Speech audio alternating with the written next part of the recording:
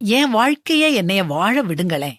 என் இஷ்டப்படி நான் ட்ரெஸ் பண்ணணும். காதுல இன்னும் 2, 3 தொள போட்டு கம்மல் போடணும். டாட்டூஸ் போடணும். ஏன் என் பெற்றோர் நான் கேட்கறது எதையுமே அனுமதிக்க மாட்டேங்கிறாங்க? நான் பொறுப்பில்லாம இருக்கேன்னு சொல்றாங்க. ஆனா அவங்க என்னைய புரிஞ்சுக்கலன்னு எனக்கு தோணுதுன்னு கொட்டி தீத்தா ஷீலி. ஷீலி மட்டும் இல்ல, நெறைய வாலிப பெண்களுக்கும் ஆண்களுக்கும் இந்த ஆதங்கம் உண்டு.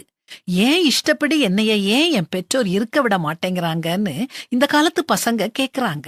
இதுல பொதிஞ்சிருக்கும் உண்மைய அவங்க புரிஞ்சுக்கிடணும். உங்க பெற்றோர் உங்கள புரியாமல் இல்ல. உண்மை என்னன்னா, அவங்க வாழ்க்கைய, அதன் ஓட்டத்த, அதோட நெளிவு சுழிவுகள உங்களை விட அதிகம் புரிஞ்சு வச்சிருக்காங்க. உங்களை விட பல வருஷங்கள் அதிகமா அவங்க இந்த உலகத்துல வலம் வந்திருக்கிறாங்க. அவங்க செஞ்ச தவறுகளை நீங்க செய்யக்கூடாதுங்கிற நல்லெண்ணத்துல தான் உங்க இஷ்டத்துக்கு அவங்க உங்களை விட மாட்டேங்கிறாங்க.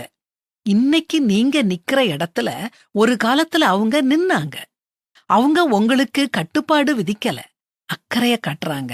நவீன காலத்து பிரஜைகளாகிய உங்களுக்கு அவங்க பழமைவாதிகளா தோணலாம். அவங்களுக்கு லேட்டஸ்ட் ட்ரெண்ட்ஸ் தெரியாம இருக்கலாம். ஆனா உணர்வு பூர்வமா நீங்க எடுக்கும் முடிவுகளோட விளைவுகள் அவங்களுக்கு தெரியும்.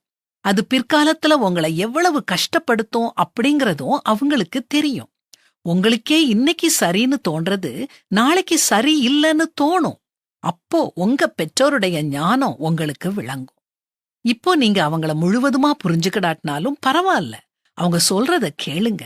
அவங்கள எப்பவும் கனம் பண்ணுங்க. அதனால வாலிப பெண்களே, ஆண்களே, உங்க தகப்பனுக்கு செவி கொடுங்க. உங்க தாய அசட்டை பண்ணாதீங்க.